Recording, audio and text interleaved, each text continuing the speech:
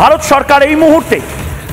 ঘোষণা করে দিল সরকারিভাবে এবার অবৈধ বাংলাদেশিদের ঘাট ধাক্কা দেওয়া হবে, অর্থাৎ মিনিস্ট্রি অফ এক্সটার্নাল অ্যাফেয়ার্স জানিয়ে দিল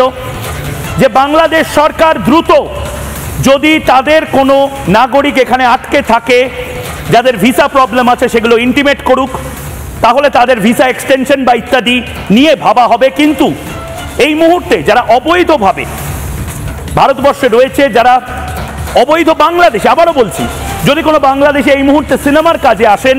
কোনো ভিসা নিয়ে আসেন, যদি কেউ মেডিকেল ভিসা নিয়ে এই মুহূর্তে বাইপাসের কোনো হাসপাতালে ভর্তি থাকেন, আবারও বলছি তাদের প্যানিক করার কোনো কারণ নেই।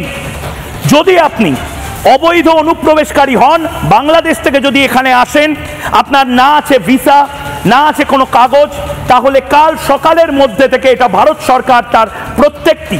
ডিপার্টমেন্টকে জানিয়ে দিচ্ছে যে আইডেন্টিফিকেশন প্রসেস শুরু হবে, অর্থাৎ অনুপ্রবেশকারীদের বিরুদ্ধে সবচেয়ে বড় অ্যাকশন শুরু হতে চলেছে ভারত সরকারের।